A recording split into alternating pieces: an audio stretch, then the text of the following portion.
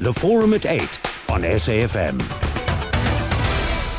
Let me first start with you, Minister. We've been speaking about this as a bill, but the President has in fact signed it into law, you say? Yes, it is now an act. The President did sign some months ago, actually. So it's in operation. But I suppose, Tsepiso, maybe it would be proper for me just to highlight what are the key aspects of this legislation so that the listeners will know what we're talking about. In essence, these amendments are primarily geared at dealing with institutions under distress or institutions that are characterized by, for want of a better expression, impending problems. So they are in fact strengthening already existing legislation, hence an amendment, that if there is a crisis in an institution like a university, the minister is actually entitled to make certain interventions. And what are those interventions? In the main, if there is a serious problem, the minister will appoint an assessor to go into an institution to assess the nature and extent of the problem and what can be done. If then the assessor is of the view that the situation is getting so bad that the institution must be put under administration, that gets recommended. And then the minister considers that whether it's appropriate to put an institution under investigation. Our concern, Tsepiso, therefore, has been that there have been weaknesses in this process. Firstly, I cannot intervene until the situation has really gone bad, as in terms of the law as it existed before this amendment. Now, what we are introducing here is a prior step to say even before sending an assessor, I can actually instruct a university council to investigate if there is a problem that I am foreseeing. Ask the university council itself to actually do an investigation, because otherwise the law as it existed would only intervene when often the situation is irreversible in terms of damage or collapse in governance and other problems. That is the one thing that we've introduced. The second thing that we've introduced is that independent assessors did not have enough powers, for instance, to summon documents, have access to documents in an institution. In fact, in one university, this was used to undermine the work of the independent assessor already from our own experience. So what we are saying is that give the independent assessor powers. Like in any situation where we are investigating where there is a problem, the investigator must have powers to summon people, to summon certain documents, that the person may think it's necessary. As things stood, the independent assessor couldn't do that, couldn't force anybody to produce any evidence. And often then you would get incomplete investigation. So this is just the long and short of what these amendments are about. Let's talk to what some university councils have thought is a problem. Even the Vice-Chancellor saying that, for instance, they were not consulted, saying that there was no need for these amendments because the Act before this did deal with some of the concerns that you had. And others even going as far as saying that this new Act now renders university councils redundant. That's not true. I strongly disagree with that, Tsepiso. And also what I do not like sometimes when people disagree with us. They start throwing technical issues. There is no truth that there was no consultation here. This amendment went before Parliament, the Portfolio Committee, held hearings for all interested parties to actually come and put their views. And they did. Then when their views are not agreed to, then people turn around and say there was no consultation, which means consultation only happens if you agree with my view. So I would dismiss that, in fact, with the contempt that it deserves, to the point of even saying that's a lie that we did not consult. I would like anybody to come and say they did not have an opportunity. Just for clarity, Minister, did that opportunity come when this went to the Portfolio Committee in Parliament, or did you bring in the stakeholders and say, this is what I'm thinking, and these are my concerns, and I believe these amendments will deal with these issues. All the stakeholders were aware that I'm putting these amendments in place.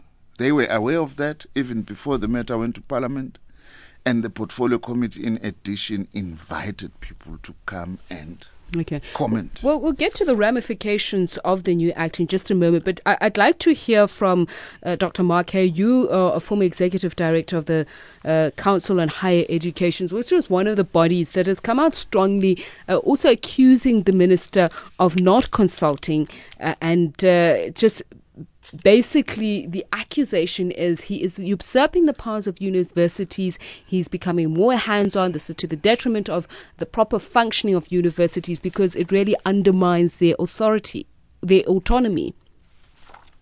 Thank you very much for the opportunity to talk. First of all, to say I no longer work at the Council on Higher Education. So yes, I said you're a former executive. On their behalf at this stage. But maybe to begin by saying, I think the Minister is making some really very important points, particularly with respect to a number of institutions that might be, as he calls it, or as I said, is in distress. And how far does one wait until one intervenes to actually support the university and take steps in order to ensure stability? And the bottom line is to protect our students from poor quality education, or to protect them from education that's not actually happening in our universities. It seems to me that probably underpinning all of these debates are probably a series of issues, one of them being the understanding of the role of higher education, the university system in our democracy, and what government expects of a higher education system, how it expects us to behave. I agree with the Minister's comments that there is a need to transform higher education in the country. That seems to me a pretty obvious evidence from the evidence that's been available to me. Secondly, it's about the issue of the relationship or the rules of engagement between the ministry and the universities themselves, and in this context, particularly Higher Education South Africa, the University Vice Chancellors Association, and the nature of that relationship and communication between the ministry and universities themselves. I think a third issue is about the role of university governance and the role of university councils. And the question is, changing the Act does not necessarily change the reality of ensuring that university councils understand their roles, are trained to be good university councils, and are able to take action within the universities when they begin to see the early warning signs of issues and trouble. And it seems to me that probably is an intervention I know is underway by the ministry and the national department, but one that... So it seems to me that the bottom line is... Dr. Hay, I don't know what's going on with your line, but we're going to try and call you back again. Graham Block, let me come to you then and ask this question. As far as you're concerned, the objections, as I mentioned, ultimately what they are accusing the minister of is usurping universities' powers and therefore weakening their autonomy. But more importantly, the assertion is that these amendments and therefore the Act were unnecessary. Do you or do you not agree with this? And now that it has been enacted, it is law, will it, to your thinking, make the higher education system better? Look, I suspect I'm on the same page with a slightly different emphasis from Dr. Hay and the Minister. I think autonomy is a very good thing for universities, but it's not an absolute. And I think universities need academic freedom. But the bill is a one-size-fits-all bill, and it depends on the goodwill of the Minister. And some people have got problems, so talk to them. That's where I would stand. Talk to them, what do you mean? Are you saying that the minister should consult more? Or when you say talk to them, are you saying we should talk to them? Look, I think it's all very well to say that Parliament had hearings, but universities are very upset. And I know even the university I sit on the council of at the University of Cape Town is very worried. So talk to the universities, talk to HESA, talk to the Council for Higher Education, and show why there are proper guarantees and proper procedures in this Act. If they're not there, then we need to put them in place. Mr. Block, I just want to understand this. When you say talk to them, are you saying the minister should talk to them? I think the minister and his department should speak to them, because there clearly is some disgruntlement, even if there were opportunities given. Is the disgruntlement warranted? I think it's warranted in the longer term, yes, because I've seen too many involvements by the state. And look, the state has got the need to justify to students and to justify to the public, because it's public money that's being spent on the universities, that it's being done correctly. But at the same time, the state must be very careful not to interfere with the academic freedom of universities. And it is a discussion about what we want from universities, how much autonomy we want to give them, how much we want them to just simply buckle down and do the state's work for it. Can I come in? Yes, Minister. Yeah. Look, let me just first of all say that I am engaging with all the constituencies in the universities. Firstly, let me also make it clear, Tsepiso, that HISA represents the vice-chancellors. Vice-chancellors are very important in our institution, but they are not the only stakeholder. I want to make that absolutely clear. We have students who are at the center of what we are about in terms of higher education. We have got workers who are part of this, many of whom, by the way, support these measures very, very strongly. But nevertheless, I am engaging with HISA. I have engaged with the chairpersons of the university councils, and we have agreed, and this does not mean that we must not explore these issues. We have agreed that actually, we have not agreed on this, let me first tell you what my discomfort is with some of this opposition. I think it's ideological. Let's hear from Professor Makgoba from UKZ, and you say the minister did nothing wrong. There's nothing wrong that are in those amendments, and I know that the Council of UKZN has studied this. They haven't made a formal decision, but they were consulted, so I don't understand this whole brouhaha about consultation or lack of it. We have all been consulted.